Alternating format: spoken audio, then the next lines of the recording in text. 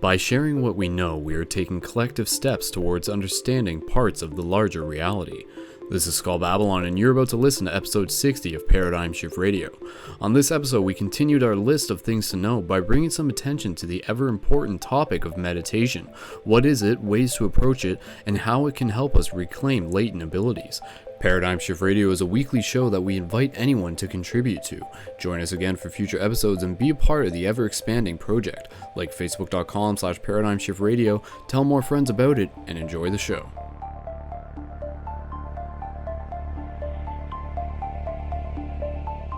So what is it? What is a personal legend? It's what you have always wanted to accomplish. Everyone, when they are young, knows what their personal legend is.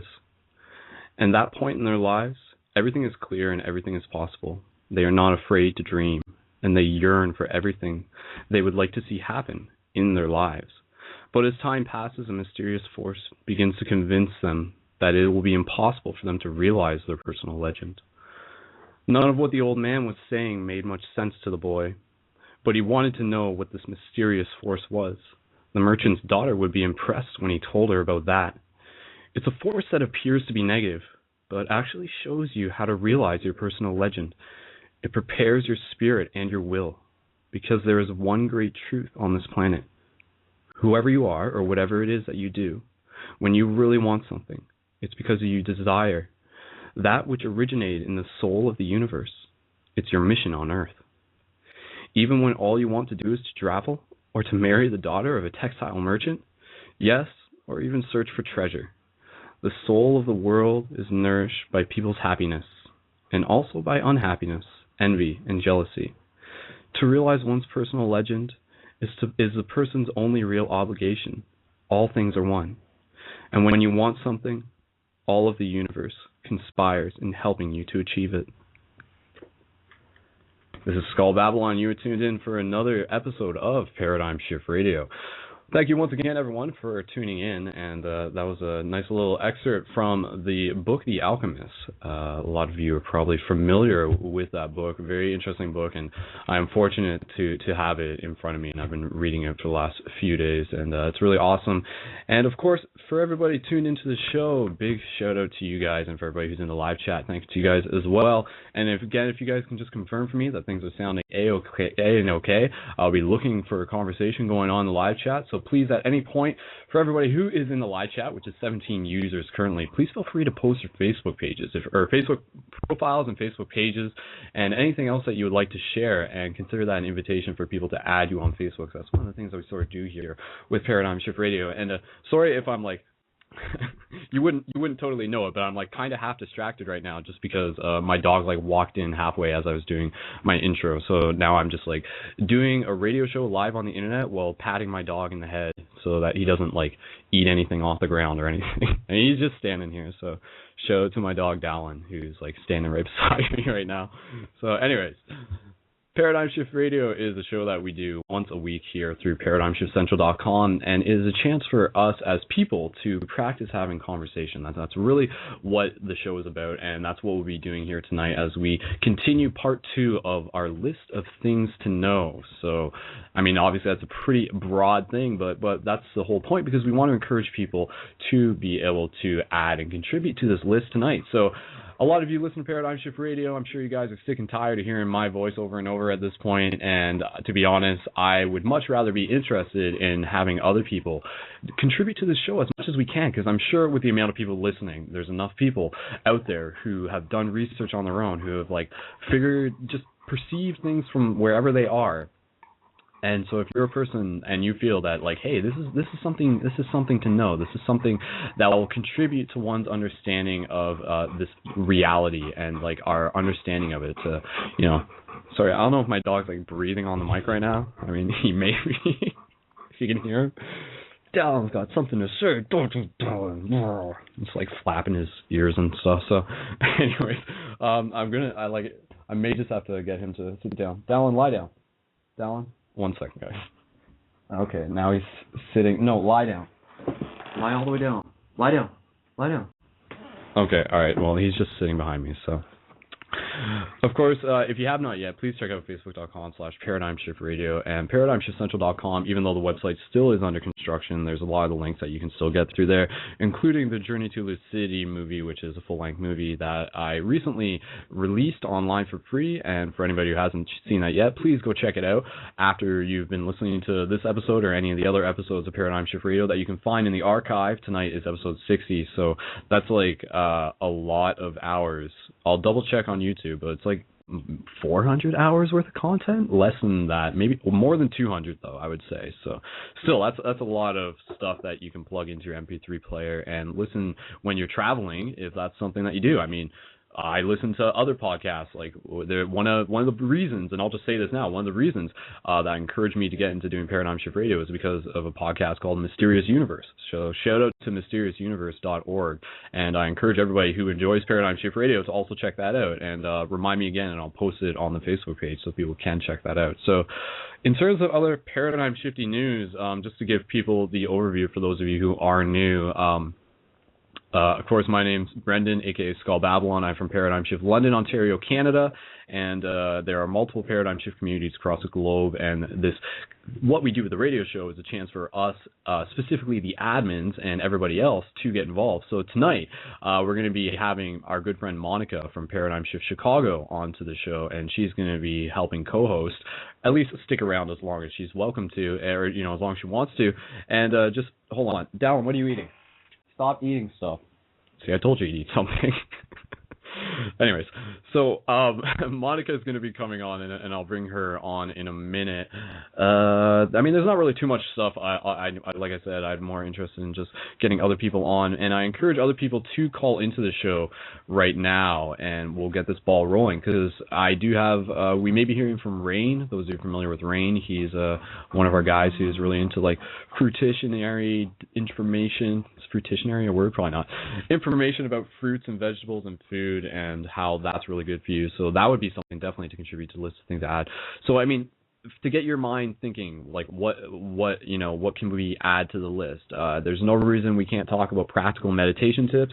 I mean, just to paint the big picture, I mean, everybody who's already listening to this has probably found out about this show through a link on some sort of mind-expanding, paradigm-shifting, consciousness-evolving Facebook page that's out there on the internet. And shout out specifically to facebook.com/Spirit Science Metaphysics and our good buddy Steven over there. And please go check out and like that page. It's definitely like got consistent quality posts, lots of information that he puts into the content that he shares. So shout out to everybody who's specifically finding out about this through the Spirit Science and Metaphysics page on Facebook. Again, check it out. And I was just saying that, like, this show in itself, this is, I mean, it's about going to the moon and going beyond the moon in a proverbial sense. It's about crossing the desert. Each of us individually are crossing our own proverbial deserts, and it's about like building community and also building confidence and courage. And a lot of what The Alchemist is about is inspiring people to fulfill their personal legend, and just realizing that we are much more capable of doing stuff within this reality. And again, a lot of people are hearing this, like that's something we'll get into conversation about, like what's on a list of things to know. Things to know are just like how we interact with our reality, our relationship with it. So whether we're talking about chakras, meditation, energy type stuff, anything that you feel would be beneficial for someone else to listen to this and get something from. So again, this is all of us being students and teachers at the same time, and I definitely invite people to call in, and we'll get the ball rolling on this. So Monika, I'm going to bring you onto the air, and I'm sure she's got some things already that she would be welcome to add to the list. So Monika from Paradigm Shift Chicago, facebook.com/Paradigm Shift Chicago. Check that out if you're in the area. We're going to bring Monika on. Here we go. Hello, Monika. Hi, everybody. Hey. Yeah. All right. So welcome back to Paradigm Shift Radio. And Thank you. well, I mean, just having already set that up and everything like that, Okay, we'll get to the list in 1 second. I just got to ask you, since it's like this is right up paradigm shifting news type stuff. How was your experience recently with the buttons? Because I heard you got some buttons delivered to you, and you went out and you like changed the world and hacked the matrix.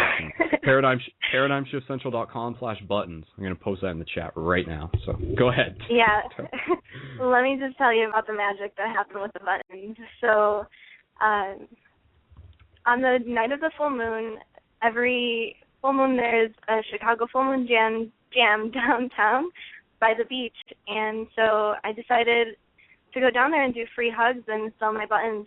It was my first button experience. So I go there with my sign, and I'm walking around and giving out free hugs, and there's a girl who happened to be sitting down near with a hula hoop and stuff, and I'm like, free hug? And she's like, oh yeah, for sure. And we hug, and she asked me, did you want some free herbs or something? And I sit down and I'm like, what do you mean? And she's like, here, I have some kale, I have basil and like all kinds of things. And I was Whoa. like, right? It was really great. So I was like, yeah, definitely. And I thought, like, okay, this is perfect opportunity to whip out my buttons, and it was the first time.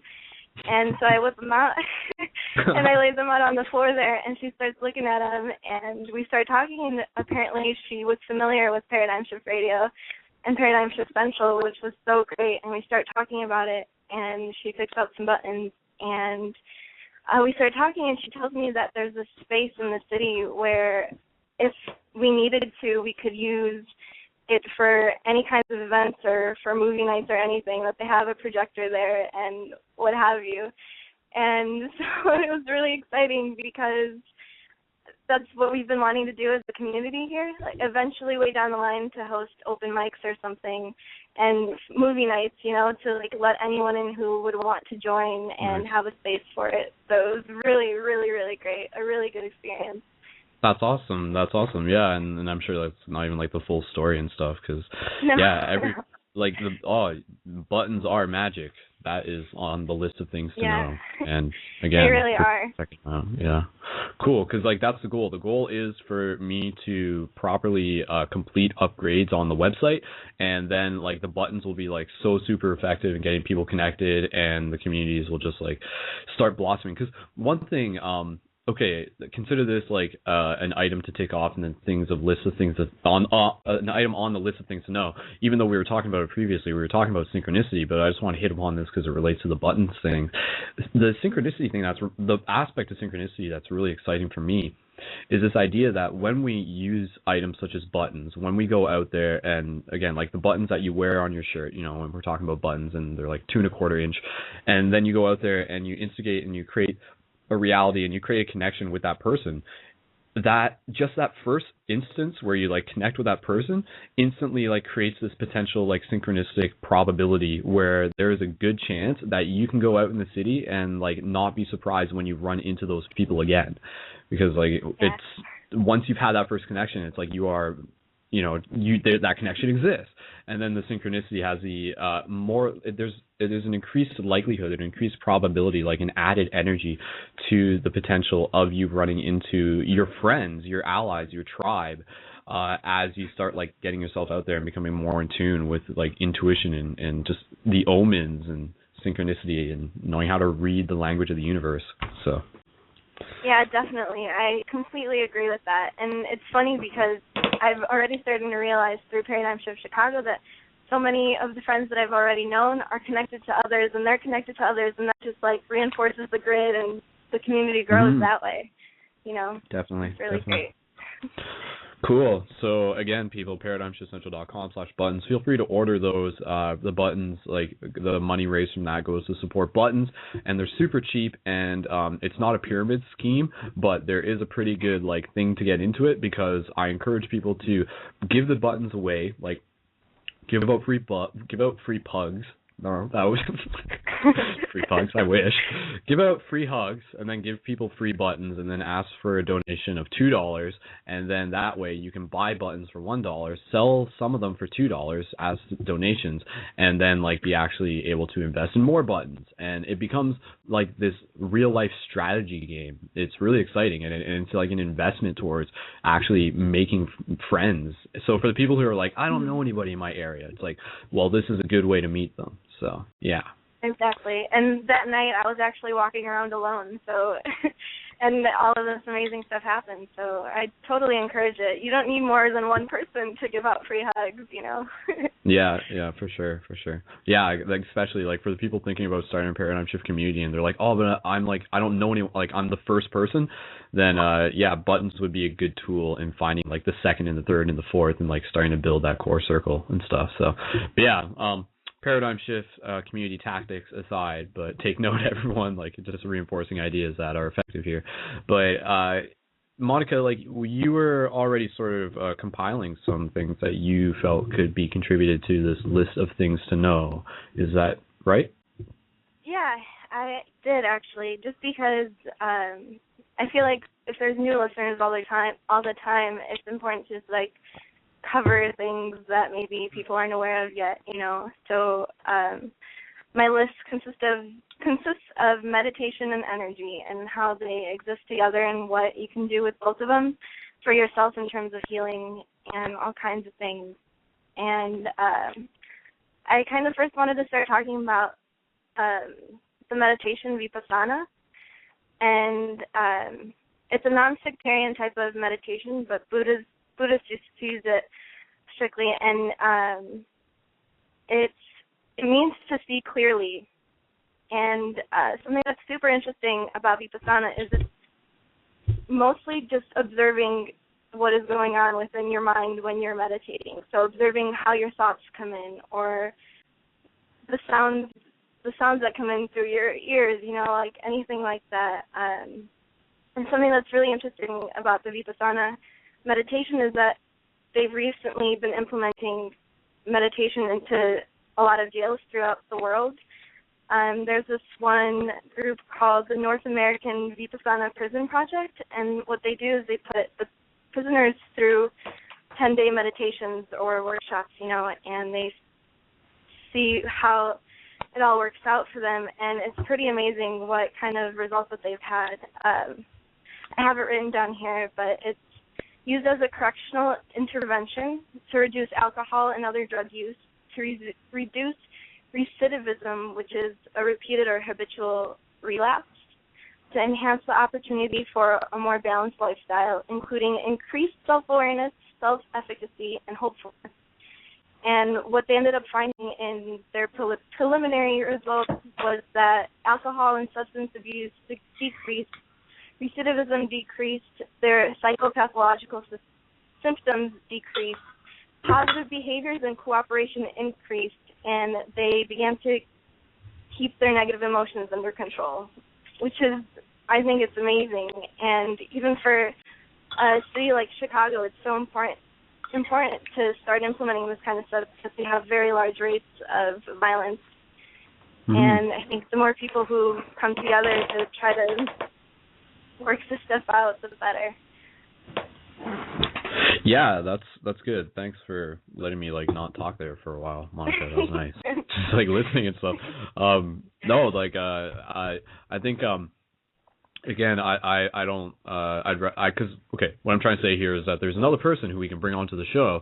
So to continue the conversation, I'm going to invite this person onto the air and just continue what Monika was talking about in regards to meditation, if she's got more that she wants to add, and then just moving along, sort of seeing where the branch goes of the conversation. Because a reminder for people thinking about calling into the show, please do. We only have one other person who we're about to bring on, and then we would be looking for more people to have ready queued up after that. So definitely keep things flowing throughout the show, and I know there's enough of you out there that we can definitely make this happen, because this is a community show. This is a project. This is something that we can put together media-wise, and it'll be creating like this informational like data cube that we can transfer around and be like, hey, this is where we as consciousness are at. So let's like see what we can create and just take note of together. But again, my point is call in through Skype or call in through the regular host number on a regular cell phone. So if you have a cell phone on you, then you can call in at this number, and I'll repeat it twice so you'll get ready to remember it. Call in at 347-539-5493.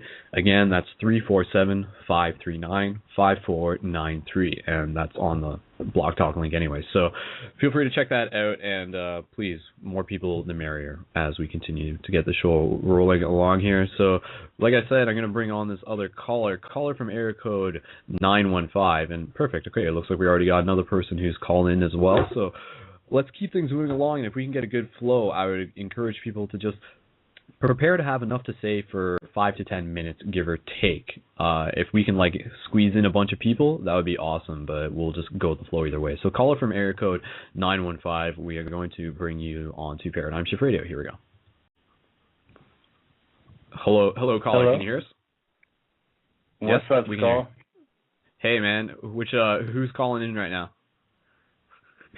This is a call from Special from Paradigm Shift, Texas. Oh, okay. Cool, man. Cool.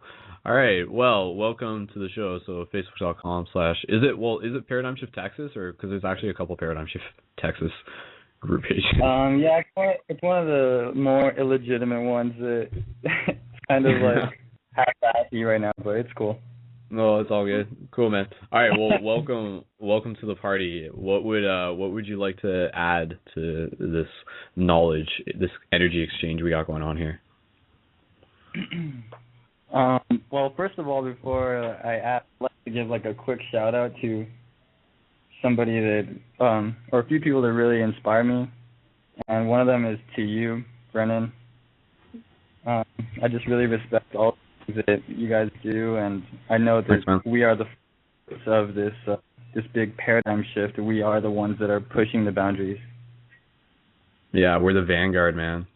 Like, yeah, it's a awesome. lot of what I was saying, like this is us like traveling to the stars, as like, in a proverbial sense, expanding ad astra, like reach for the stars and beyond. Infinity knowledge is within us. So you already know that. Sorry, and another quick shout out to Jill Scott. A lot of people know her. She's a friend of mine, and I just want to say thanks for everything. And another quick shout out to Kurt Hardesty, which I think you had him on like an episode one time. Yeah, I'm trying to get him on tonight. Actually, I sent him a bunch of messages. He may be listening. Kurt, if you're listening, feel free to call in. So I think he's on his way to Man or something. Oh, okay. But anyway. Yeah. Kurt Hardesty, if you look him up on Facebook or YouTube, he could potentially change your life. And what I wanted to add, what Monika was saying is, she's basically describing like a nice basic meditation of just witnessing what's going on, and not trying to put any input on what your five senses are picking up. You're just kind of taking the back seat, and I really love that. And I've been applying that in my life a lot of ways, and in what I call like a waking meditation is I try to get into that meditative state, and then I try to go about my day whilst remaining in that very neutral state of just watching what's happening. And I found that has brought a lot of crazy insights to my life, and I begin to notice things that I've never noticed before about things that I see every single day of my life, and you just begin to notice different things, and you start to think in a more honest way. And I think that's what the world really needs, is just to rethink what they think they know. Yeah, definitely. What you're saying about that you take the back seat, it's like you become the observer of yourself. You sit back and watch the thoughts roll in. You're not those thoughts, but you're observing them, and that just transforms so much for yourself when you start realizing that negative thoughts, positive thoughts, whatever, are a part of yourself, but they aren't you. And they can change. I think another really important thing, too, is to realize that there are different types of meditations, even like you're saying, like waking meditations, or open eye meditations, where even washing the dishes could be a meditation, you know what I mean? Just being mindful and aware. Yeah, I think that's what meditation really is key for. It's just like a key word for, or a code word for being extremely mindful. Code word. Yeah. I'll just add It really in. is, man. Like I think one of the best ways that I can kind of explain meditation is just like, or at least one way you can look at it is it's a practice of where you choose to put your focus at any given moment, and that can be in like multiple places at once, which is when it gets like really trippy. Because I mean, yeah, you can take the concept of meditation and apply it to something like multitasking or something. Something really trippy for me has just actually been like the process of making buttons has become a very meditative state where my ability to like focus and let go at the same time is reflected in the speed at which I effectively make buttons, you know? So wow. That's amazing. It's kind of interesting. But I mean, take that and apply it to anything, because everything is a metaphor for everything. Whoa, speaking of loops and time loops. Oh, aliens. Could you just, Special, did you turn on your, like, PC audio or something? No, I didn't. Okay, we were just getting weird feedback. I was guessing it was from your end. Is it gone now? Check. Yeah, I think so. I think we're safe. All right, okay. Damn you, NSA. No, that'd be fun. Yeah, right. Nah, that's good. They have better things to do, man. They could use this man, information. Yeah, we give shout-outs to NSA, so shout-out to NSA. But, Yeah. Okay, I was just going to say, for the people who are in the queue right now, we have 2 callers in the queue, caller from area code 661 and one from 516. If you guys want to be brought onto the show, just to clarify communication, press 1 on your keypad, and then I will be notified, and we'll be able to bring you on. But again, I think it's cool to be able to just talk about meditation for the subject that now that we're on it. And thank you, Monika, just for like reiterating, because I mean, I think meditation is like the core pillar.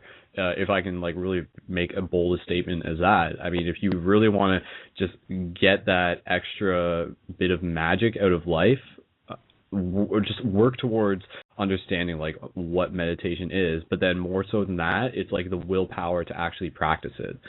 And that can like really sort of create like a schism between like those who like talk about meditation and those who like actually practice it, if you know what I mean. Completely agree. I completely agree. So we here at Paradigm Shift Radio encourage people to actually meditate, and we'll be doing our group meditation later on in the show.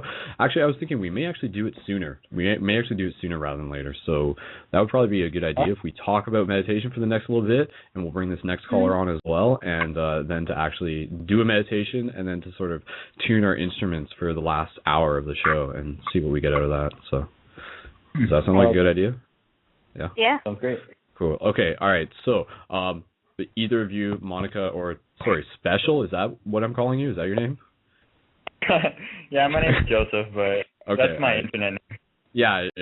All right. So, you just like internet, like video. Yeah. Everybody from now on should just like sign into Paradigm Shift Radio with their like gamer handles and stuff. So, but Either of you have anything just to add in terms of the topic of meditation, in terms of things people should know? I definitely do. Go ahead. Thank you.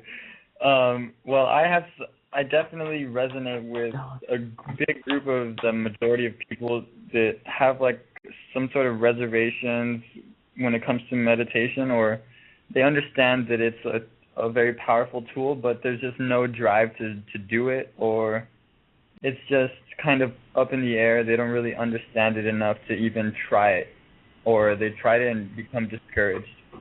And I would always try to kind of, for some reason, my personality to do things the hard way.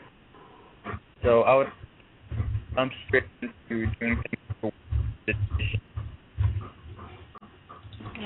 Oh, hold on. We're getting a little bit of choppiness. I want to try repeating that. It may just be because I was like in Facebook or something. No, I heard it too. Okay. Repeat that last bit. Go ahead, Basically, I would always try to start with the meditation during the day, doing things that I was doing, get in a very neutral state, and just do things. But I realized that it really is a process, just like learning a sport or learning how to do like a handstand or a backflip or whatever. It just really comes down to putting in the hours and putting in the time. And I think kind of what Monika was saying and what you were saying was that once you try it, you find out what works for you. And you're never going to find out what works for you and what makes you feel good unless you start experimenting with a little different things here and there. Yeah, I completely agree. And I think the way that you said experimenting, I think that's so important. People need to investigate it within themselves to know if it's true or not, you know? Definitely. Yeah, I think, again, going back to the idea of, like, if someone were to ask, what is meditation, I think one of the answers is that it is many things. It is many shades of colors. There are many different styles in the sense that there are many different people.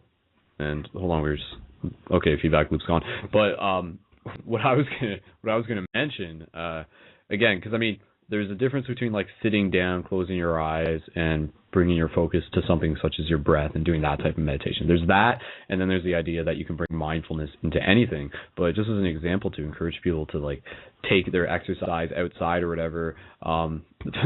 Earlier today, me and my buddy, we were doing like actual like sword training in the forest. Well, not actual swords, but actual training, like wooden swords and stuff. And then it was like, it's only been like our second or third time working with that, but already we're like actually like getting better at it. And it's just another example of like how when you put your mind towards an idea, like a direction, a desire to improve, it like can't not. Like progress is inevitable, is I think one of the beautiful things. So I mean, you can't say that like, oh, like meditation's like not worth my time because like I'm not getting anywhere or I'm doing it wrong. Rather, the idea is that there isn't like, it's not about like doing it wrong. It's just an idea of like doing it, and then over time the process is inevitable. Like, yeah.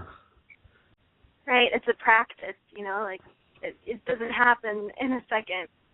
It needs to be a practice. It is a practice, and the more you do it, the better you get. I feel like personally when I talk to people about meditation, people get put off by it because they think like, oh, well, what am I going to do? Just like sit here and do nothing? And, you know, and it's like that idea that, what, am I just supposed to sit here in silence? You know, and it's like, yes, you can, you know, but there are other ways to approach it, you know, and it's like sort of approaching it with a seriousness, but like in a relaxed state, you know, just like taking it seriously for what it is. It's been around for thousands of years, you know, see what it has to offer. Mm-hmm. And I was just going to say just on that, and I'll throw it off to Joe, just like the idea that it's almost these like things that sort of come through when we're in these other states of consciousness. I mean, you know, when we think of like all the altered states of consciousness, I mean, meditation, like not altered in an unnatural way, but just like different in the same sense that, you know, an altered state of consciousness would simply be something just like drinking coffee or you know, just like having a lot of sugar in your system or anything like that. So, I mean, there's lots and lots and lots of forms of consciousness, like in terms of like how we perceive it and how we experience it throughout like society and just life and everything. But with like this like particular form, hold on, my dog's trying to go out. Sorry. With meditation in itself, like what's really interesting is that it's like a process where you're almost opening up the potential for information to channel through, to come through. I mean, you know, people think of channeling and not in that extreme of a sense, but the more that you work with meditation, the further you get with the universe itself, like almost giving itself permission to like begin to show you more of itself. In itself being like the internal visions within you, which is like, I mean, you know, you're like seeing things with your third eye, because I mean, that's like a weird question in itself. You know, when we close our eyes and we see things, like what's going on, like where are we actually, you know, like again, like words sort of like got me at a roadblock here because we're like going to I'm trying to talk about the realm where you know, like words cannot go, like sort of thing. It's like that higher like spiritual like place, but you're definitely connecting with it, and you're allowing things to come through it. You're allowing inspiration to come through it. You're allowing visioning. You're allowing your dreams to come through when you take the time to sit down and work on that stillness and just allow like that communication, like that stream of consciousness to sort of connect or just flow or just, you know, it's about letting go. Meditation is about letting go, I would say. Mhm. I completely agree. And in a way, you were saying, when somebody asks you, what's the point of meditation? I feel like I have another answer. Because, of course, there are many answers, but one of the answers right now that's resonating with me is the idea that meditation is getting to a state of non-thought or non-judgment. And for many people, that's getting to this completely blank state. And the point is, it's not to get to a blank state. The point is to stop our negative thinking. Mhm. And I think that meditation is just an excuse for humans to be able to try to stop their negative thinking. Because for most humans at this point in time, it's easier to not think of anything than it is to focus positively. So I feel like that's the main purpose of meditation. And once you can start to focus positively, then you can carry that practice into the waking life, and you can. That's when you're basically aligning with God or your higher self or with Source or whatever you want to call it. And that's when the synchronicities happen, and that's when amazing things unfold in ways that you could not have imagined. Yeah, I definitely agree with that too. And in order for our species to evolve, in order for us to stay here on this planet for like a few more years, who knows how much time we have to begin doing things like that. We have to find ways to heal ourselves, and meditation is a method to do that. Definitely. Mm-hmm. Yeah, and hold on. What was I going to say? Something about something. Of course. Well, I will say that we'll bring on our other caller in the next couple minutes, and I mean, Joe, if you want to stick around, you're welcome to stick around. There's no feedback with anybody else's audio, so it'd be cool to bring a fourth person on. And then we do have two other people in the queue, and a reminder to the other people in the queue: if you want to be brought on, please press 1 in your keypads, and that goes to Modest Muse as well, who's calling in with their Skype. If you can click 1 in the Skype keypad, and then we'll know for sure. But yeah, what Joe was talking about, the idea of meditation being used to stop negative thoughts. And I don't even think, from my understanding, from my experience, it's not to say you're trying to stop thoughts. I don't think is almost as accurate. I think that can almost be a bit misleading, because we'll naturally find that through meditation we can't stop our thoughts, but it's an idea of choosing whether or not we grab onto them. So our thoughts will still arise. There will still be those random thoughts, not random thoughts, but quote unquote negative thoughts or anything. But our choice whether or not to grab onto them and make that thought and claim our relationship with it and say this thought is mine, and then act it out within the process of imagination, that's a different thing. So an example of this, and I think I mentioned this example on a past show, but an easy example that people can associate with, as an example, a male is walking down the street and he sees a female who's sexually attractive, and he finds them sexually attractive, and then a lot of guys, as impulse, and this is something I was reflecting upon the other day, because it's almost society doesn't expect them to do anything otherwise. They just consider it circumstance. On impulse, the guy will see that woman who's sexually attractive, and then his mind will go to a place, in relationship to that thought. But there's totally the possibility of a person, of that guy, seeing that woman, and then as a metaphor, as a an allegory, whatever. Imagine that there's the thought of where that first guy took it, but think of that as a train going by off in the distance. And literally, think of this. So you're out there and there's a train going by. That train is a thought. So there's a moment where you can make a choice of whoa, should I get on that train? Should I catch that train? Should I make that train mine? And then, and to ride that thought? Or you can just be no, it's okay. Just let the train go by. Just let it go by. And another example is just thinking of thoughts as fish. You're a good meditation, and maybe we can work this into our meditation, is the idea of sitting down and imagining that you're underwater, and imagining fish swimming by, and those fish are the thoughts. and we can pick and choose which one of the fishes that we like reach out and grab onto.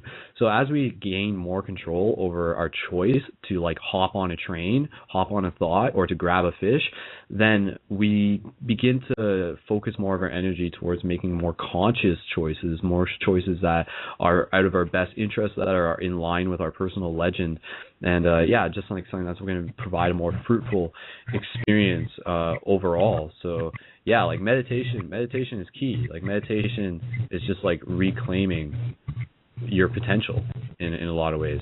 So totally. Super Saiyan stuff. If you meditate, you'll turn into a Super Saiyan. That's the truth. Pretty much. That's what you need to know. Pretty much. So, that's what we're working on.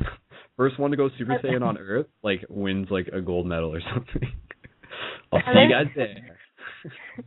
There's just one thing I kind of wanted to add, because I feel like this isn't really talked about so openly for people, and it's just like for women specifically. Like when you bring yourself down, like, oh, I look ugly today, or I'm fat, or things like that. It's those thoughts that you enforce those neurons in your brain when you think those thoughts continuously, and you have to, stop them. Notice when they happen and stop them, and tell yourself that you love yourself. It's for your best interest. If you can't be your own friend, who will be? Yeah, I agree. Well, I was. There's feedback. Is that great, Monika? You got feedback coming off your end again somehow? Unless, like, Monika, is that from you somehow? I don't think so. No, I think this is just Joe. Okay. All right. Well, you fixed it either way. Okay. With that said, I think we should definitely invite our other caller into this conversation and just continue to take things wherever they go. Again, this is a chance for consciousness to communicate with itself. That is what Paradigm Shift Radio is about, and Paradigm Shift Radio is about practicing having conversations so that we can continue to learn from each other and continue to build courage and take these ideas out into other spaces and to help save the world and so forth and so on. So, caller from area code 661, we are going to bring you onto the air, and we'll go from there. So, caller from area code 661, bringing you onto Paradigm Shift Radio. Here we go. Hi, Skull. Hello. Hi, Mum. Oh, hey, how's it going, Paul? Hi, guys. How you doing? Awesome. Thanks for calling in, Paul. I didn't recognize your area code, I guess. So That's okay. That's cool. Being in the That's UK, cool. What time is it over in the UK right now, Paul? It is 10 minutes to 3 this Monday morning. It's bank holiday here, so it's all good. Awesome. But, well, we're glad you're here. Cool. So. Yeah. So I just wanted to say a little bit quickly about meditation. It's what you guys said is all of course it's all correct and all good.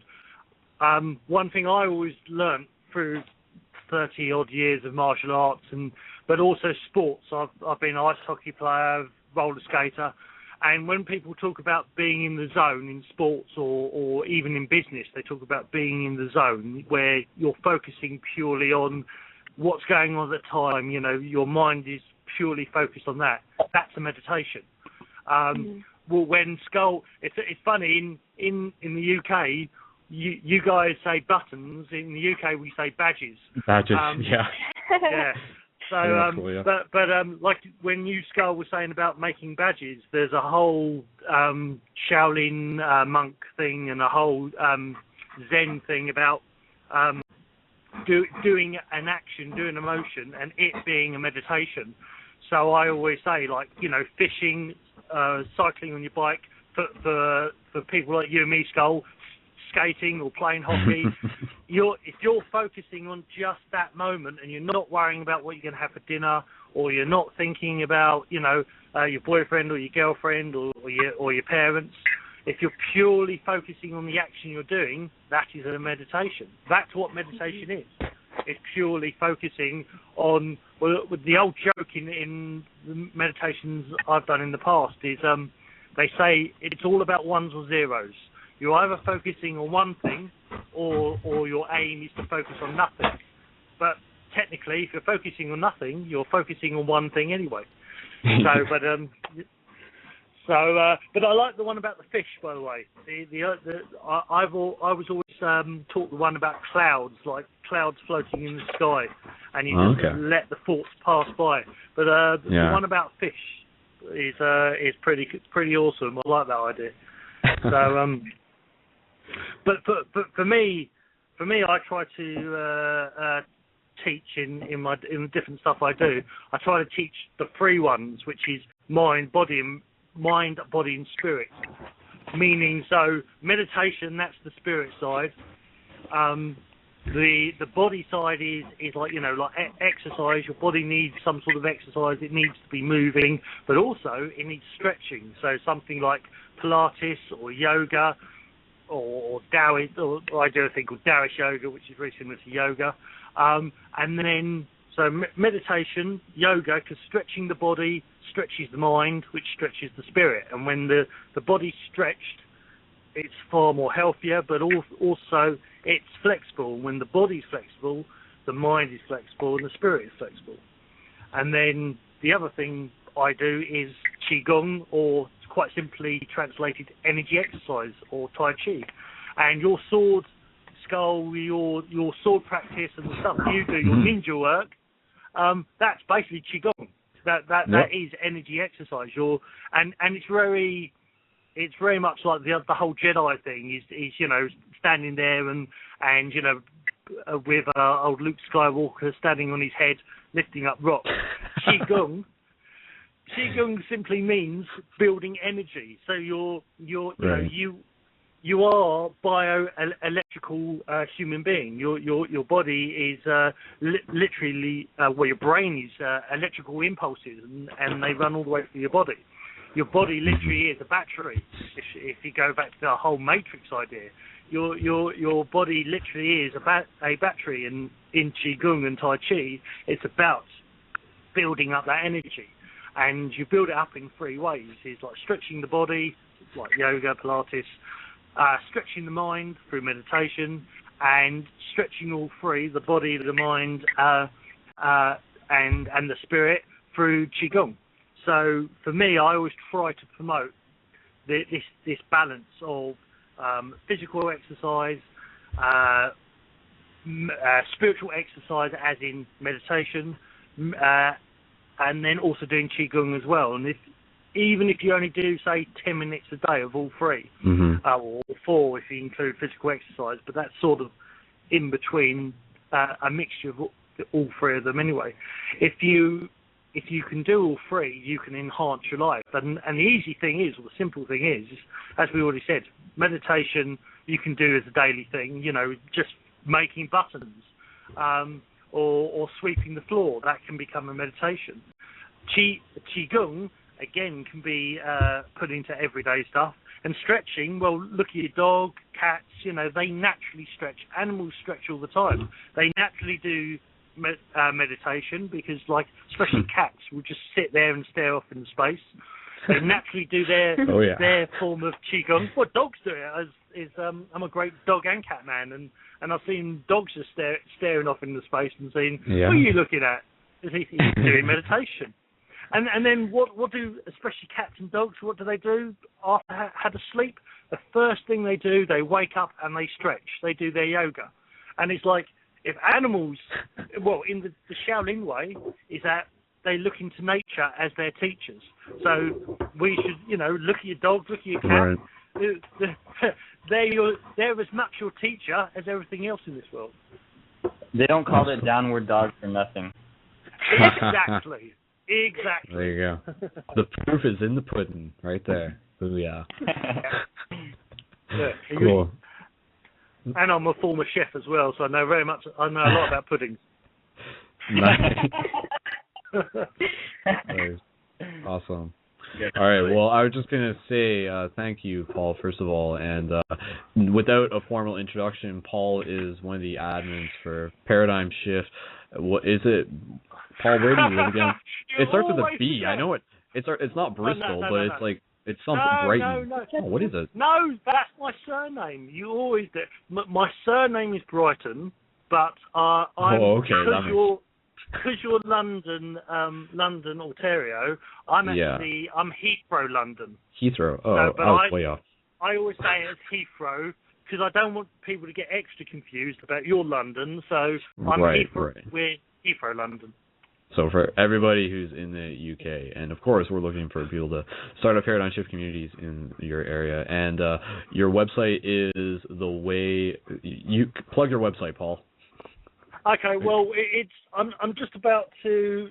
It's sort of in the skeleton stages at the moment because I'm just about to create a online social network to a little bit like Paradigm Shift to also promote Paradigm Shift, funny enough, and things like Spirit Science and all these other mind-altering organisations, as I call them.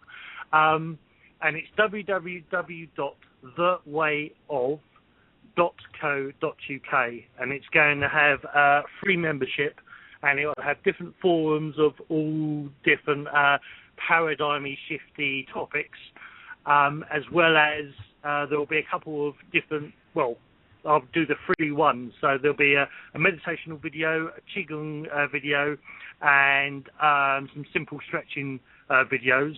Plus there will be weekly workshops from me and other teachers that are joining the Way Of. And then there will be other stuff as well you can actually, buy.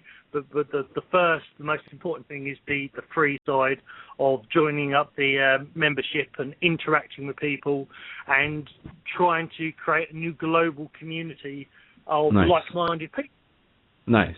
Yeah, there's a lot of that going on, and that's obviously what this is as well. It's awesome to think like how many individual initiatives are just like coming together and are just like working towards that goal of being the change that we wish to see in the world, which I think is really why we're all here, why you're listening to the show, because you're looking for new ideas, looking to sort of connect with other people who are too in the process of shifting their paradigms and just changing their perception not only of the world around them, but just the fact that it is communicating with us at every moment. If we can just learn the universal language, going back to The Alchemist, and I encourage anybody to read that. Paul, have you read The Alchemist?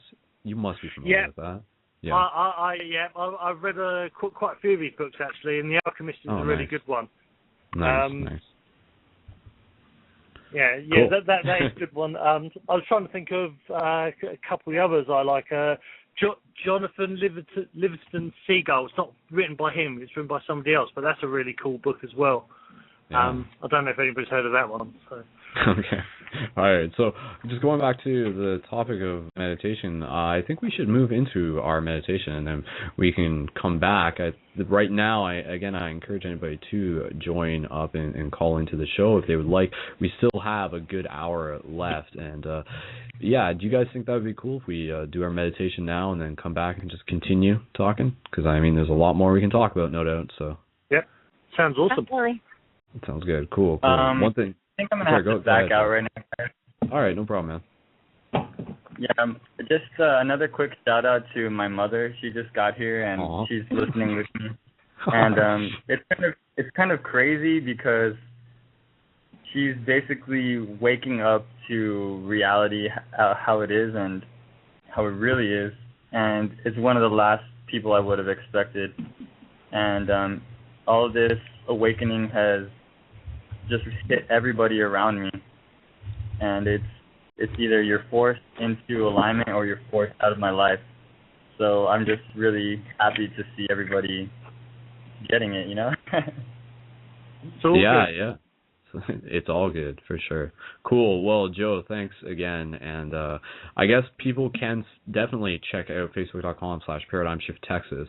And I'm sure once things sort of evolve within the whole upgrade of ParadigmShiftCentral.com, keep an eye on any of the pages, and you'll definitely be seeing more activity along the way. So, cool. Joe, anything else before you jet? Just thank you guys for what you do, and if there's any more Texans out there who think they're up to being an admin for that page, hit me up.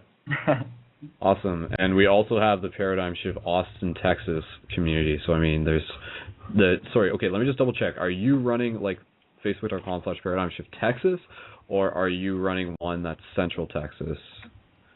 Because I think there's one. I'm pretty sure mine is just Texas. Yeah, okay, that's what I thought. Okay, all right. So definitely facebook.com/ParadigmShiftTexas and connect with that if you're in the area. So there we go. Cool. All right, I Joe. haven't done much with it, but I'll get back on it since I just moved back to Texas actually. Yeah, man. So sounds good, man. Sounds good. If you Thank build you, guys. it, they I'll will probably- come. What's up? Thank All right, you. okay. Bye, See ya. bye. See you. I love you guys. Peace. Bye. Bye. Bye, Joe's mum. Bye, Joseph. Awesome. All right, so all right now, yeah, let's definitely get into our meditation. It's wonderful to be able to practice meditating as a group. Within our Paradigm Shift London meeting, we had our meeting out in the park on Friday, and while we were there, we okay, hold on. That feedback's coming from Monika, I'm guessing. Really? Sorry, I'm just it's just hearing it again. Do you hear it? Or, I Yeah, I don't was hear doing it. sorry, Monika, do you hear it? No. Then yeah, I guess it's definitely for you. Anyways, no, it's weird. It's just like phantom energy type thing. Who knows? Nothing. No video. But yeah, I was.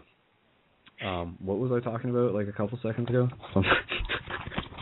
You were saying about the meditation, about the meditation meditation in the park. Yeah. So I was just saying it's always nice to be able to meditate outside and take your shoes off, get your feet in the grass, and just stand there and just find a space, make that sacred space wherever it works for you. So that can be in the middle of a forest, it can be in your backyard, it can be in your bedroom, or anywhere really. Just work with it. And that was good. And of course, we encourage other Paradigm Shift communities to organize their weekly meetings and get people meditating and just be able to do it as a group. So what I would like to do before we get into this, Paul and Monika, what just open door, like in terms of like this meditation, do you have like any ideas you would like to see us work with or whatever? Because I think we could just keep it quite simple, but I just want to hear from you guys. Just things to keep in mind as we go into this. I'm okay with simple work for me. Yeah, I'd say keep it simple. That normally works for now. Yeah. Definitely. Sounds good. All right. Well, I'll get people. Unless Paul, if you're here, do you want to guide us into a simple meditation? I'll let you do it. So.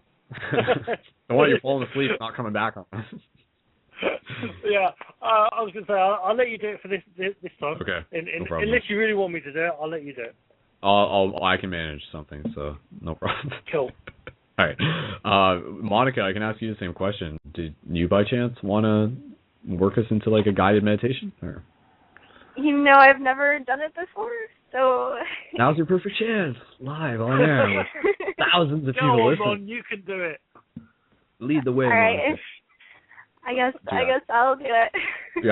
Are you comfortable to do it? Because I mean, what I was going to do. Everybody's. Okay. What my original idea, if I was going to be doing this, and maybe we can still work with this, and Paula brought it up, but just the simplicity of keeping in mind the visualization of the fish and like being underwater and seeing the fish go by and not grabbing at the fish. So I don't know if that would be something you want to like work into your dictation or just something for people to keep in mind additionally. But I want you to follow your will and whim. So. Okay. Okay. Are we gonna do this right now, or do you need to like go over anything, Monika? Well, I was just gonna go with my will and whim and see how it goes. I like the sounds of that. Okay, so what I'm gonna do, I'm gonna mute Paul. Paul will bring you back after the meditation. That's cool. No worries. Yep, cool. Sounds good. Okay, so Paul, I'm just gonna put you on mute, and then Monika, the way it will work, I do have audio that we can play, singing bowl audio, and then you can just let me know when you want me to play it, and then we'll cue that up. So Monika is gonna be getting us comfortable, getting us into our breathing rhythm, just working with like where our awareness is at that moment, maybe feeling out our body a bit, and just becoming more aware of the subtle energies, right? So then she's going to do that, and then we're going to play the singing bowl audio, and then we'll come back from that, and that will just be in a few minutes from now. So I as an experiment, it's always interesting, I mean, in this situation, to do the meditation at this point in the show, to keep an eye on the numbers and also to keep an eye on the live chat, because I expect not many people, preferably none, to be commenting or anything in the live chat, because that would mean that you guys are meditating, of course. And if there's a part of you that just says like, oh, I don't feel like meditating right now, that is a part of you that you need to be aware of, and then to just choose the harder path. So if you feel like, I don't want to meditate right now, I encourage you so much harder than normal to do it anyways, and then to actually see what you get out of it, and then just to take that style of discipline and apply it to the other times when you're in that situation where you're just like, hey, should I meditate right now? Nah, I don't really feel like it, because that's if you can meditate in those moments when you think that you don't feel like it, that's the whole point. That's gaining control of your mind. So yeah. Does that make sense, Monika? Yes. Okay. Cool. All right. Monika, any questions then? Because I think we can pass this over to you, and I'll mute myself. No, I think I'm just gonna make it simple and see how everyone feels about it, and then I'll let you know when to do music. All right, Monika, you're the best. So again, this is Monika from Paradigm Shift Radio doing a guided meditation live on air for the first time ever. And if she can do it, then that means anybody can do it, and that's what this whole show is about. So just getting her done, mobbing it. All right. Okay, I'm gonna mute myself. So again, Monika, just let me know when you want me to play the singing bowl audio, and then we'll mute you, and then we'll bring you back afterwards. So. All right. All good. Okay, it's all you, Monika. Go ahead. All right. Hello, everyone. Just wanted you to start paying attention to your breath and close your eyes. Start breathing deeply in through your nose and out through your mouth.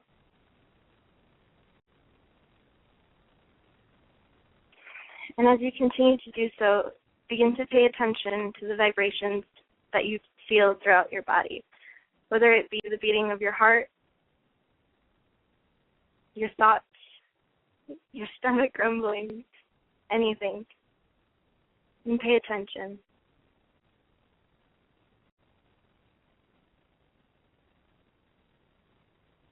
Remind yourself that you're made up of billions and trillions of cells and all kinds of organs in your body that allow you to live and breathe within this reality.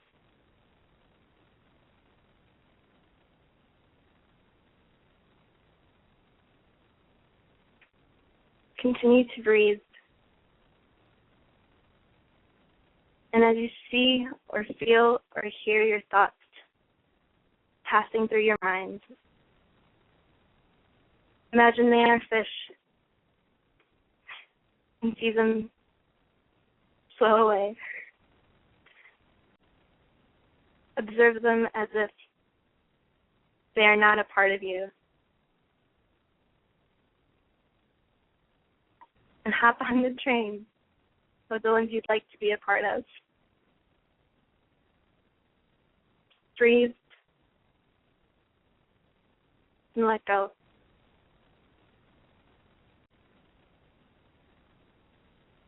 Okay, Stella, you can cue the music.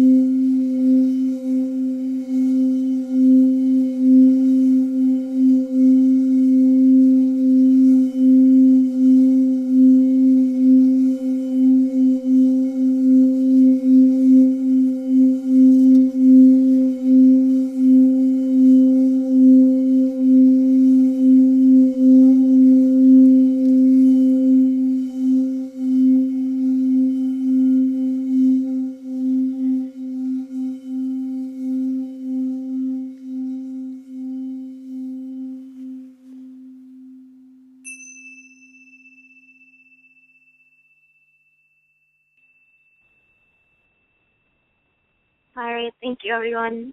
Now, slowly open your eyes and bring your awareness back. Thank you.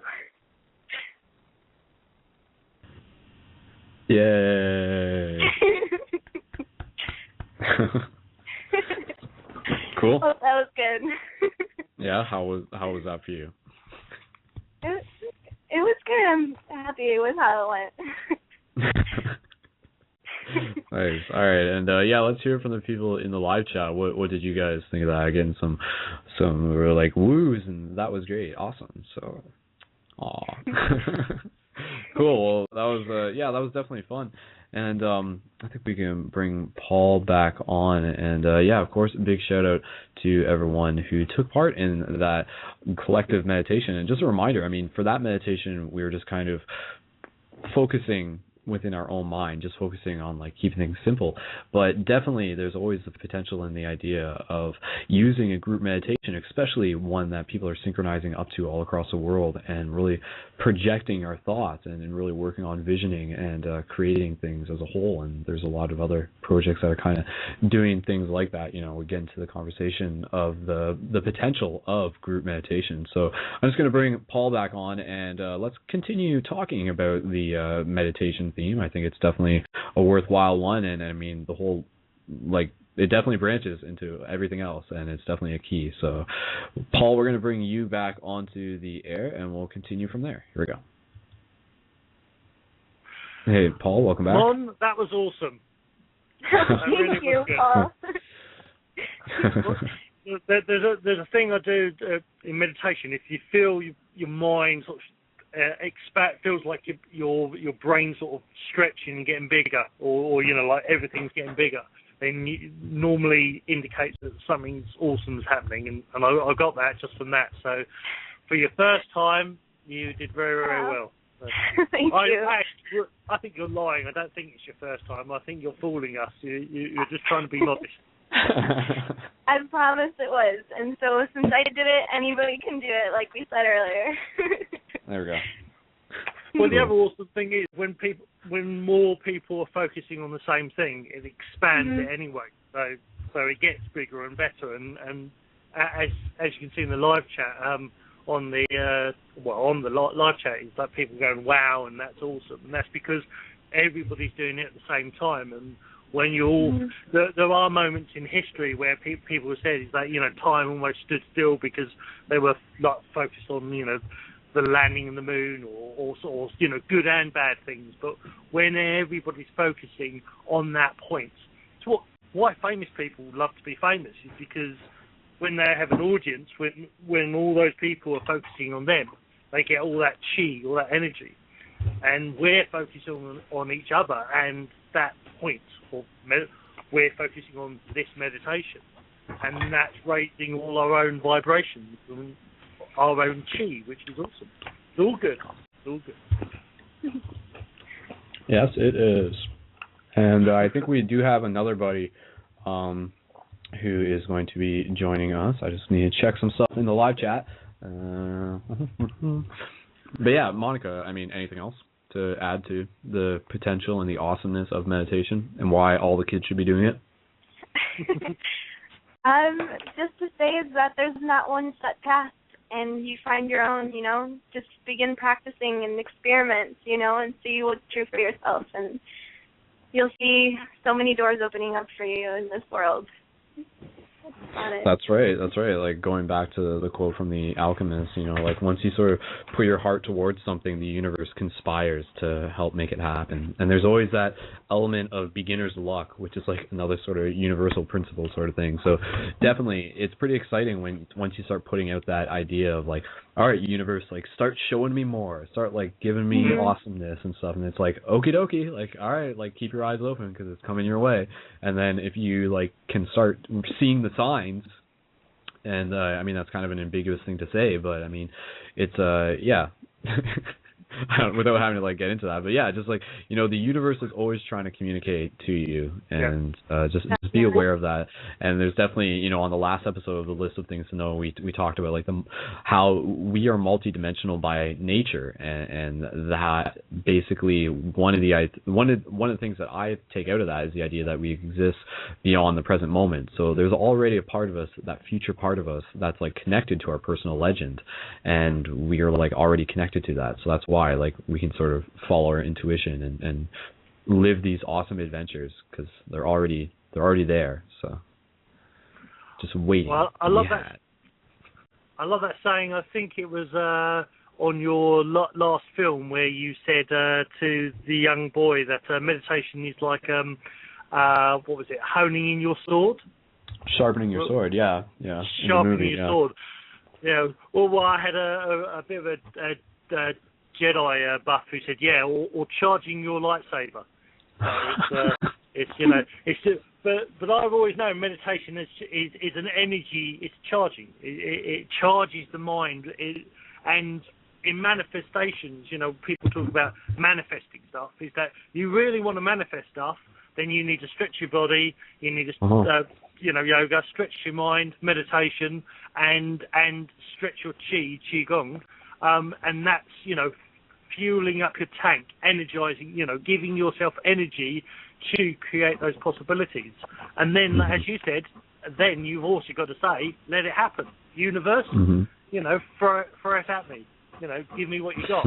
And the universe will always do exactly what you want. If you think yourself unlucky, you'll be unlucky. If you think yourself lucky, you will be lucky. There's always a bit of time delay, a little bit of time lag, but the more you focus on positive stuff, and the more you say, give me new adventure, give me something good, and it will. There's always maybe a little bit of bad wrapped in good. That's what seems to happen in life. You know, you have a bit of sour with the sweet, but that's why I love sweet and sour. But the whole point is that at the end of the day, it's all about fun. It's all about enjoying, going with the flow, going with the ups and the downs, enjoying life, ask life, tell life, give me a new adventure. Go on, slam it with me. You know, give me your best shot. Give me something. Give me a new adventure to work with. And that's what it's all about. Yeah, and if you begin to sorry, go ahead, Monika. Sorry. Go ahead. If you begin to clear the clutter in your mind, you'll be more aware to when the universe is trying to speak to you. You know. Oh yes. There's these windows of opportunities that seem to exist, and it's true that we might not get all of them, but if we can recognize them the first time around, it's just going to help things develop more efficiently. And the more we can sort of really get the ball rolling on our personal adventures, then we can start inviting other people along the way and be like, come on, let's go. Like, come on, we're taking the Hobbit Isengard. So. Yeah. Well, one of the simple meditations I was first taught was simply called Cha Out, Chi In. And Cha is a Chinese word, just simply means clutter, negative energy, negative things. You know, when you're, you got a cold, you got sniffles, that's considered Cha.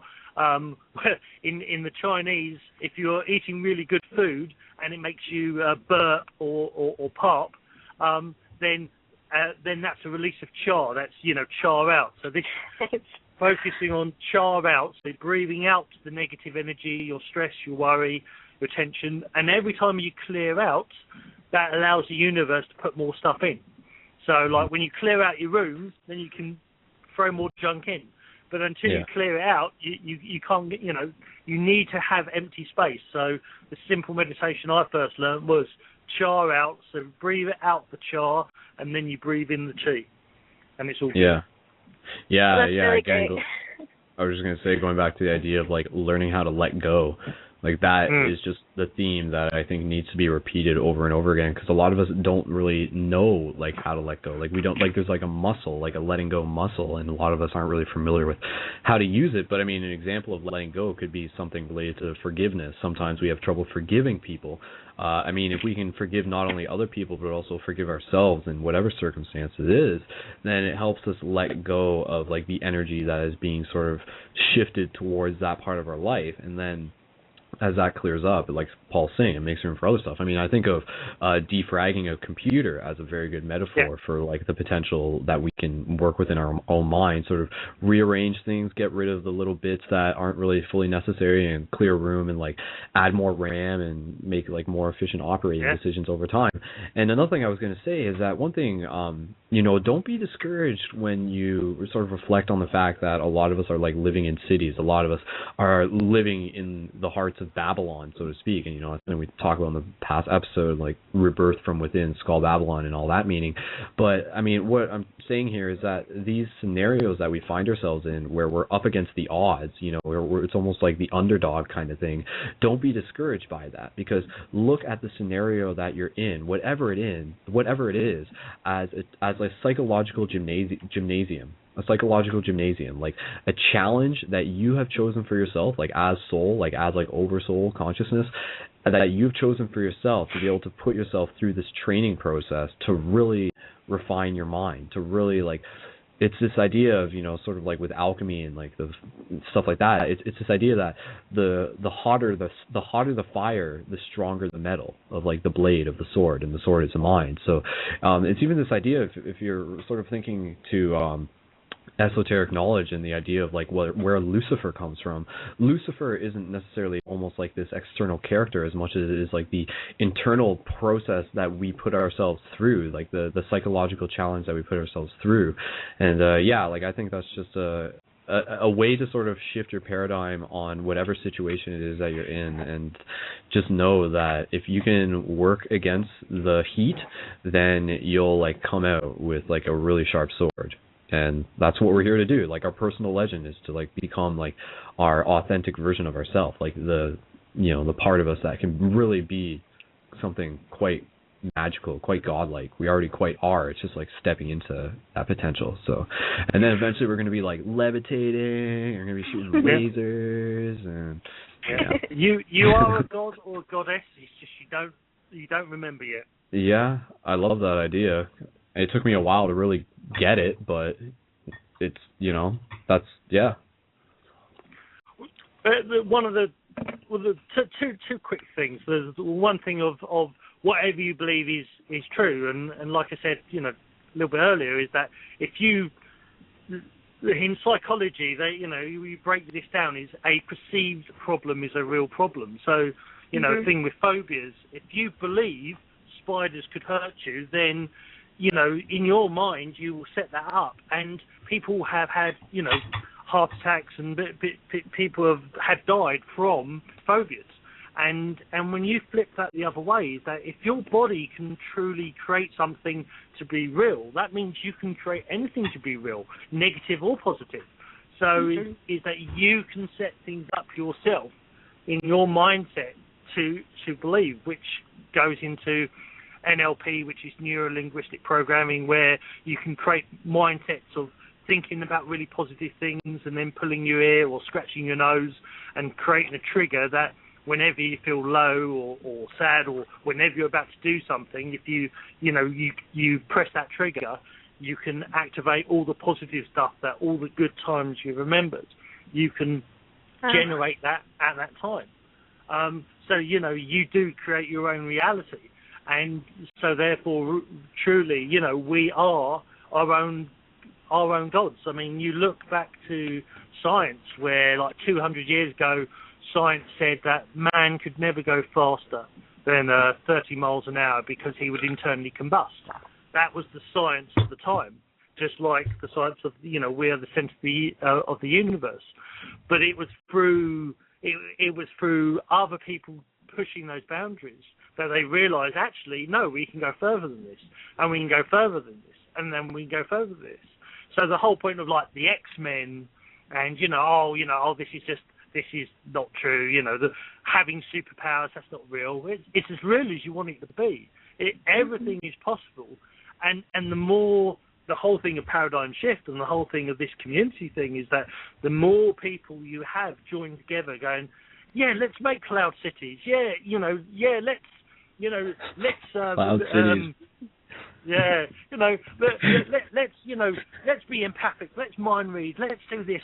Especially the personal stuff, especially the stuff inside you. Like the ability to mind read. I mean, I don't know if you guys have heard of somebody called Uri Geller. Yep. I used to Spoonbender and stuff. Yep. Going back to spoonbending. Yeah, I love that episode of yours. I gotta ask, Paul, did that work for you, or what was your experience with the spoon bending? But please continue your story. Well, it did work for me, but there's also a little thing there. I actually knew, I know of Uri Geller. I was his personal bodyguard for a little while. So I've done similar sort of, weird sort of stuff that treats people. I still do it now. I kill computers. Is that if I've done a lot of qigong and I start trying to use the computer normally slows down and gives up. It doesn't seem to like it at times. I've always broken phones. They just conked out or broken computers. And they always say, or my friends who know me say, "Oh, that's that Yuri stuff again." It's either the Boggy effect, which is my nickname, or it's the Geller effect. But yeah, the whole point with that stuff is that the more you focus on it, it's if you think of like the whole X-Men stuff, latent abilities, latent powers. These powers exist. I mean, with the whole Uri Geller stuff, is that he taught agencies, government agencies, to use these powers. There are people called remote viewers that basically focus on an area somewhere else in the world, and they focus and they can project their mind to that area. Certain governments do that. The Americans and the Russians were doing that back in the 80s and 90s. And there are people in the CIA, even in England, the MI5 and MI6, who have that ability, that do that. Now you can say, oh, yeah, that's nonsense and that's this and that's that, but there are people who legitimately do it for business. Uri Geller himself was given, I'm just trying to convert it into dollars, but Uri Geller himself was given $20,000, $30,000, $40,000 a time and more to find oil, to find water, to find diamonds by legitimate companies. And I was around him at that time when he was doing that. So when people say, oh, he's a fake, it's like, well, these companies were paying him this much money to do this. So it's like, you might not believe in it, but there are companies out there that do. Yeah, really. And there's things I do. There's things I teach that, people go, you have to believe in it to work. And it's like, yeah, but I teach them in businesses. I teach it in companies that see it work on their clients or see it work on their staff, and they're doing it because it makes money. It improves their staff's productivity. So they see, they're seeing the point of view, and for me, it doesn't matter how it works for you as long as it works. And the whole thing of paradigm shift for me and everything else.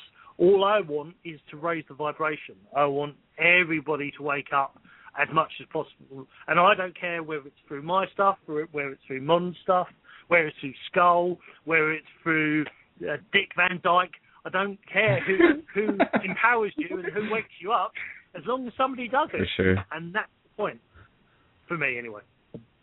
That's awesome. I could go on, but I'll stop.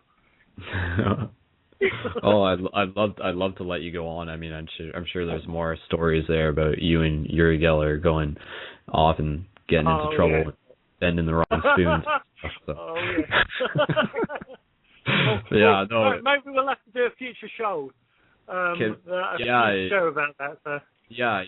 I would love to go back to do another spoon bending meditation to give people another chance to approach it. But for anybody who may be listening to this and hasn't checked this out, if they're new to Paradigm Shift, go back one episode to episode 59, and that was part one of the list of things to know, where we got into the idea of spoon bending and worked it into a meditation. And we didn't end off the show. I was going to forget, I forgot I was going to mention this, but just the idea that our friend Colby, who is on during that last episode, had some success with his spoon bendings, and there was a photo posted of it up on the Facebook page. But again, I won't get into too much detail about that. Just go back and watch the previous episode and any of the others.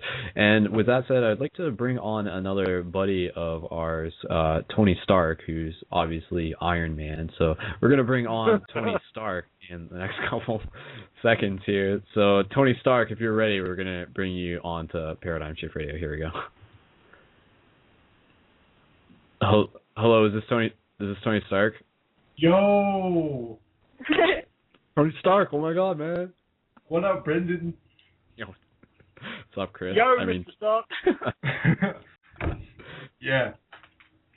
All right, Chris, what we were talking about like X-Men stuff for like a little bit there, and I know like you're like a big like comic fan and everything like that. Any thoughts on that idea? Latent abilities, etc. Well, through the next couple of years, when scientists actually do a lot more research on DNA, I think they could figure out how to like mod types of chromosomes and different types of genomes, and then we could have these kinds of superpowers. But also what I've been looking into is that, you know how Iron Man has his arc reactor and stuff, how he powers a suit? We already have that technology, but like nobody wants it because, I mean, vortex coil. Man, like I was like, that's really some of the vortex coil energy stuff, like right? Yeah, the serial effect or whatever. Like, he's using the free-flowing electrons in the air to just make energy, and I just think that's awesome. Nice. Yeah, that would be something for people to add to the list of things to know. Is the idea is that like free energy technology is out there, so to speak. So yeah. Definitely. Oh yes, it does exist. Yeah, it was funny. There was like a recent, this is like kind of in mainstream news, how there was a report out where they admitted that Area 51 exists, but then at the same time they were just like admitting that they had like testing new aircraft there and stuff like that. So therefore UFOs aren't real. Everything that you saw was just like them testing out in a special plane. So nice. It's all a conspiracy, man. Oh, yeah, because I don't see aliens often in my backyard at all. I mean... All right, Chris. Are we going to talk about aliens? Is that what you're saying? Do you want to talk about aliens? Because actually... Do the people need to know this? Is this going to... People need to know about these aliens. They need to know. What do they need to know? Chris, you tell me. We got that 20 minutes left. We got 20 minutes left. I don't know. Okay. Well, let's get the first thing first. Not all aliens are here to help us. Like, there's good and bad people, there's good and bad aliens. Like yin yang, there's some evil and good, and there's some bad and evil. Or good and evil. I can't even know. So,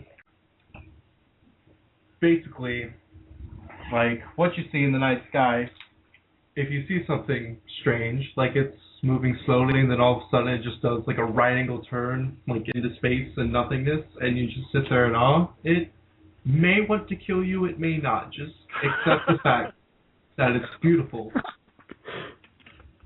So, like, Go ahead.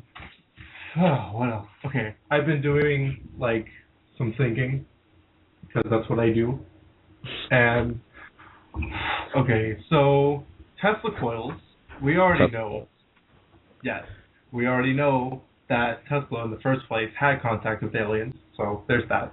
Second of all, Tesla coils, they just create this electromagnetic field and make the air alive with electricity that's not harmful to humans.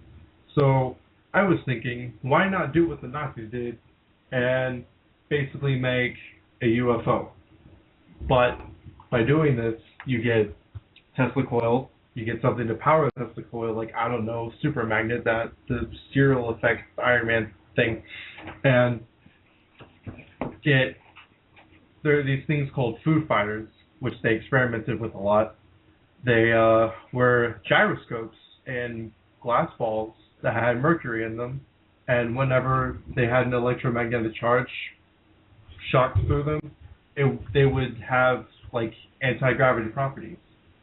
So pretty much just put a bunch of those in a thing, and then you can fly in the thing. So, eloquently said. Yes. Eloquently said. The Foo Fighters were the first UFOs spotted over London in World War II. That's what I was. Yeah. That's a crazy story. I remember hearing about that. Like, just the amount of UFO reports that actually have taken place back during like World War II and even during World War One. That we just don't think about. But yeah, Paul, go ahead. Like, I'm sure. Yeah, UFOs. The first UFOs, the Foo Fighters, as they were called by the fighters, it was England and Germany that they were seen over, and there's a couple of pictures from World War II. I'm sure you guys, if you're interested in UFOs, you'd have seen of over London, where there's this big disc-shaped UFO being picked up by the searchlights, and that was over London back in the Second World War. And then again, of course, if you know that sort of stuff, there's the Philadelphia experiment, where it is rumoured, depending on if you see the movie or not, and depending on the information you read, is that they would the Americans were trying to create radar, but basically trying to create a ship that would disappear in radar, and they created what they created. Basically, the ship was meant to have disappeared. I think it was something like 6 or 7 days.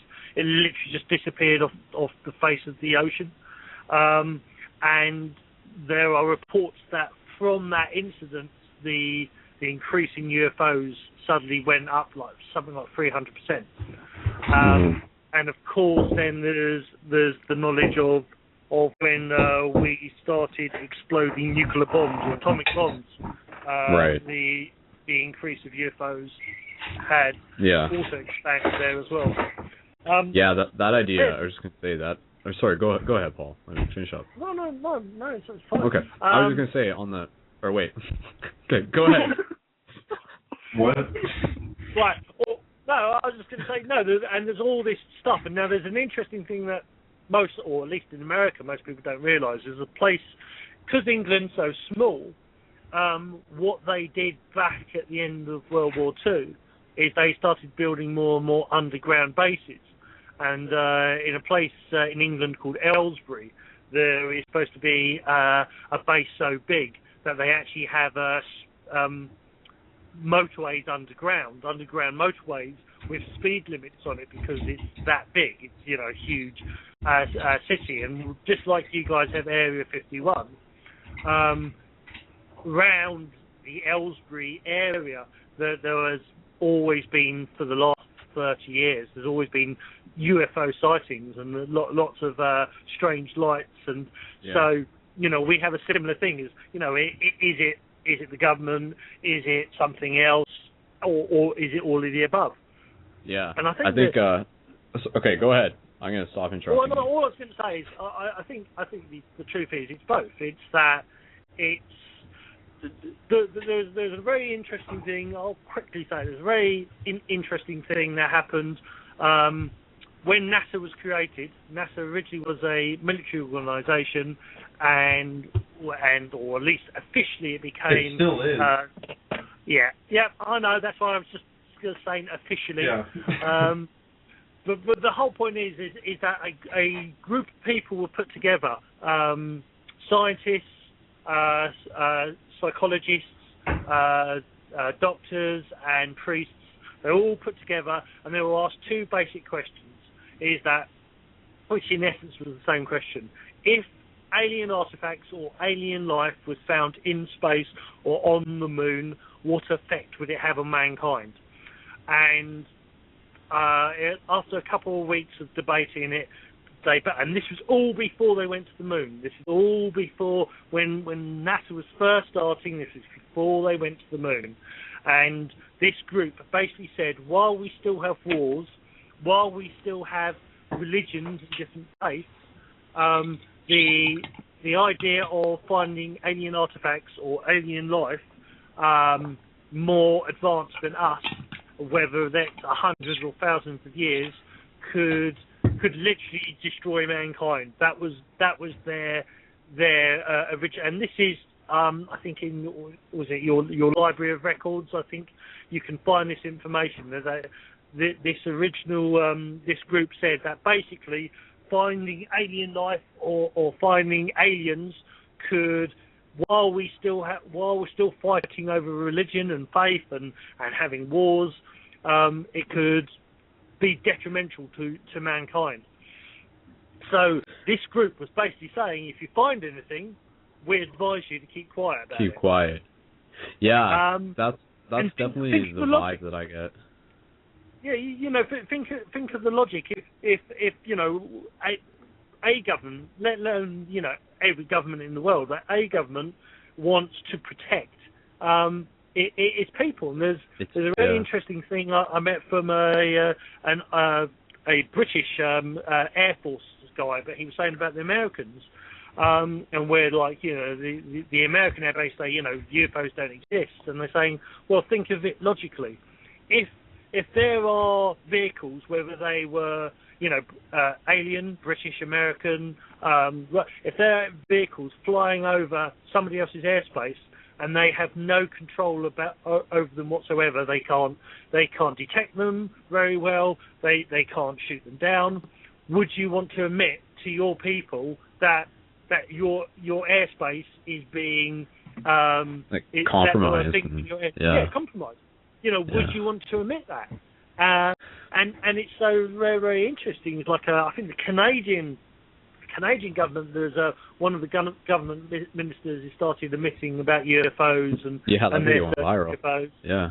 Yeah, and the British, and the same with the British, and the same with Russians with talked Mexico about it. and Russia.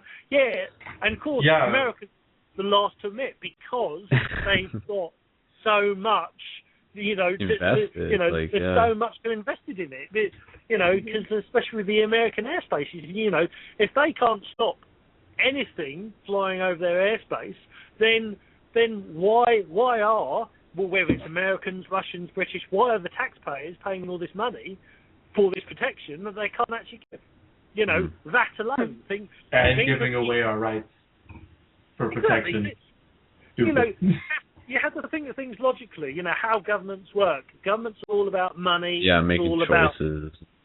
Exactly, and so it's logic. There's certain logic, and even science. If you're a real science person and say, "Oh, I don't believe in UFOs," well, science, mathematics itself has said the probability of just this galaxy. Don't forget, if you're looking at the skies and you've listening to TV, there are millions of galaxies out there now. But just in this galaxy, the mathematics, the mathematical scientists said the probability of life just in this galaxy was, I think it was between 150 to 60,000 possible other planets that could contain life at our standard or higher. Not just possibly contain, an amoeba or a plant or a frog, but literally contain other beings at our level or higher is over 100 and could be even up to 60,000, and that's just in our galaxy. All hail the Hypnotoad. All hail Hypnotoad. Yeah. But I think in terms of like this whole things to know and everything, I mean, I think it is valuable to know that it's very unlikely for official disclosure to like really be recognized anytime soon. Like, I think the fact that it hasn't happened yet probably means that it won't happen for a while, but that also just means that we at the same time should be taking the initiative to like be the disclosure. But I mean, at the same time, you have to sort of like ask like what are UFOs, because I mean, I think there's more than one answer for that. And with 7 minutes left in the show, let me just throw in a couple of my own ideas here, and then we can sort of touch upon this. And if anybody wants to like call in and get like one final thought into the show, feel free to call in. This would be your last chance to like add something to the list for this time. And I will mention for everybody listening to the show, just to get you excited in terms of what's happening next week on Paradigm Shift Radio. Next week on Paradigm Shift Radio, we're going to be having our buddy Ralph Smart on as a guest, and you can check him out at youtube.com/infinitewater. So that's actually pretty big news for a lot of people. A lot of people are a really big fan of his work, so no doubt about that. It will be an amazing show, and we look forward to having him on. So again, facebook.com/Paradigm Shift Radio. Check out the link there, and then listen to this again on YouTube, and please share the copy of it there. And of course, if you enjoy Paradigm Shift Radio, please consider donating. Go to paradigmshiftcentral.com/donate, and to help support the monthly cost that it does take to produce this episode. And if you would like to be a sponsor of Paradigm Shift Radio, please let us know. This is another way that you can support the project. I will mention, just as a list of things to know, just so you guys are aware, it's been a while since we've had any official donations to the radio show, so we've been having a good few last amount of episodes, and we still got plenty more episodes to come. So again, just really emphasizing and encouraging you guys to donate if you enjoy this show. And if we were to do numbers, if everybody who listens to the show donated $1, then that would just that would be like amazing. That's like my dream and stuff like that. But again, donate when you can, and please continue to support the show in whatever way you can. So in terms of UFOs, what I was going to say is that I think it definitely opens us up to this idea that I love the idea that there's actually almost like not like a council. Well, maybe there would be councils, but definitely like some sort of like global civilization, global galaxy, and then like here we are on Earth, and the idea of like us sort of being quarantined for this time being, where we're just sort of situated in this part in the galaxy, and we haven't found out about like the global galactic federation or whatever. And so like we're still evolving, we're still like in this like adolescent phase, but we're also like this really interesting experiment. And I'll just say my couple thoughts on UFOs. Obviously there's like the government craft, which are like physical UFOs, and I know those exist because I've had my own sighting. We talked about that in past episodes. There's a triangle UFO with 3 lights, but then you get the other types of UFOs, which gets into the idea of like hyperdimensional reality, or not, multidimensional reality, and the idea that like some UFOs are actually like they could be human, they could be like other sort of like ascended beings, you could say ascended masters, who are actually like up there with like an activated Merkaba, and it's like really sort of crazy stuff. But that would definitely sort of seem to be the more likely answer for a lot of UFO sightings, this idea that it's like actually like an intelligence, a light orb like floating around. And like that sort of shows up in like ancient knowledge and like sort of depictions of it, and you see people with like floating star tetrahedrons like sitting in the sky, and that's like one part especially of in the Bible. Yeah, it's in the yeah. So Jesus was a UFO. Is what I'm saying. No, okay. No, I don't know about that. There's the Go ahead. Ezekiel's angels. They're depicted to have like turning like wheels and shapes around them, and they give off a lot of light and stuff. And me and my mom talk about this a lot because apparently my whole family's had history with aliens. So cool. Nice. Yeah, I bet you UFO sightings are like more common than we realize. Yeah, just like go outside, just look up at the sky, you'll see something. Get some like there's a certain type of night vision goggles that you can get where if you look up, you'll actually be able to see like all the crazy activity that's going on up there. Like yeah, you can get it's Star Wars up there, man. I'm telling you, there's like battle cruisers hanging out outside of orbit. No, I don't want to freak anybody out. The moon is the Death Star. Well, the moon's not a moon, apparently. The moon defies like a lot of scientific logic. There's a lot of we things haven't got time to go into that one. Yeah, save that for next time, dude. No, the moon's something else. Oh God. The moon is Saturn and the Illuminati. Okay. Oh yeah, I mean yeah, this list of things to know. There's definitely a lot that we can continue to add to the list of things to know, and we'll probably definitely do that in another episode. So yeah, in conclusion, UFOs are real. Go hang outside, get some fresh air, and hang out at night, and you might see one. And just again, remember to meditate, because I think UFOs have the conscious ability to sort of pick and choose when they get seen.